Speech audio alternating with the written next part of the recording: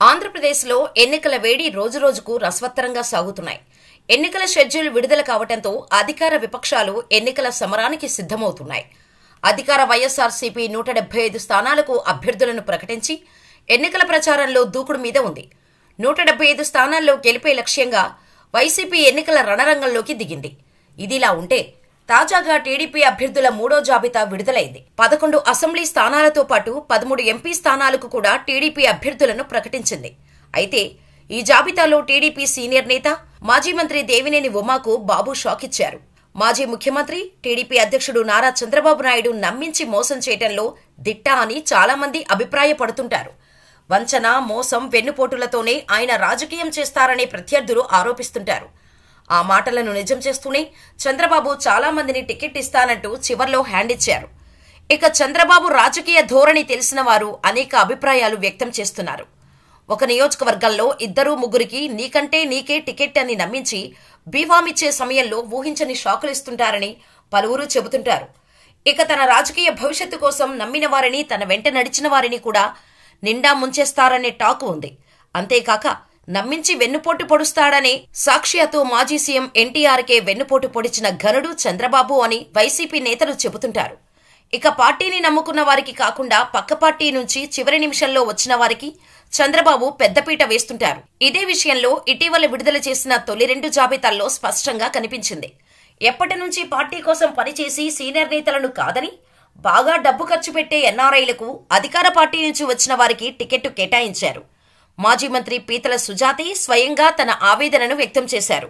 ఇక తాజాగా విడుదల టీడీపీ అభ్యర్థుల మూడో జాబితాలో మాజీ మంత్రి, టీడీపీ సీనియర్ నేత దేవినేని ఉమామహేశ్వరరావు పేరు లేదు. అలాగే మాజీ స్పీకర్ కోడెల శివప్రసాద్ కుమారుడు శివరాంకి కూడా చంద్రబాబు హ్యాండ్ ఇచ్చారు. టీడీపీ ముఖ్య నేతల్లో దేవినేని ఉమా ఒకరు. తాజాగా జాబితాలో మైలవరం నియోజకవర్గానికి వైసీపీ నుంచి వచ్చిన వసంత వెంకటకృష్ణ ప్రసాద్కి టీడీపీ టికెట్ ఇచ్చారు. ఇప్పటివరకు ఇక్కడ దేవినేని ఉమా ఇన్ఛార్జిగా ఉన్నారు. చంద్రబాబు తర్వాత పార్టీలోని ముఖ్య నేతల్లో ఆయన ఒకరు. ఆయనకు టికెట్టు రాదు అని ఎవరూ ఊహించరు. అయితే చంద్రబాబు రాజకీయాలకు ఎలాంటి వారైనా బలి కావాల్సిందేనని తాజాగా ఘటన సాక్ష్యమని పలువురు అభిప్రాయపడుతున్నారు. మొత్తంగా చంద్రబాబు మాజీ మంత్రి దేవినేని ఉమాకు వెన్నుపోటు పొడిచారని రాజకీయ విశ్లేషకులు అభిప్రాయపడుతున్నారు. ఇక ఇదే సమయంలో కురుపాంలో టీడీపీ అభ్యర్థి ఎన్నికల కోడ్ ఉల్లంఘించిన ఘటన ఇప్పుడు ఎన్నికల సంఘం వద్దకు చేరింది. ఎన్నికల ప్రచారంలో భాగంగా అభ్యర్థులు కోడ్ ఉల్లంఘనకు పాల్పడితే ఎన్నికల సంఘం సీరియస్ గా స్పందిస్తుంది. ఉమ్మడి విజయనగరం జిల్లా కురుపాంలో వైసీపీ అభ్యర్థిగా మాజీ ఉప ముఖ్యమంత్రి పాముల పుష్ప శ్రీవాణి, టీడీపీ అభ్యర్థిగా తోయక జగదీశ్వరి పోటీలో ఉన్నారు. 2 పార్టీల నుంచి ప్రచార హోరు కొనసాగుతోంది. తాజాగా ఎన్నికల కోడ్ ఉల్లంఘించేలా తోయక జగదీశ్వరి చేపట్టిన ఒక కార్యక్రమంపై ఇప్పుడు ఎన్నికల సంఘానికి ఫిర్యాదు అందింది. జగదీశ్వరి భర్త ప్రభుత్వ ఉద్యోగి. ఆయన స్థానిక ఐటీడీఏ ప్రభుత్వ క్వార్టర్స్ లో నివాసం ఉంటున్నారు. ఆయనకు కేటాయించిన క్వార్టర్స్ లో పార్టీలో చేరిన కార్యక్రమాన్ని జగదీశ్వరి నిర్వహించారు.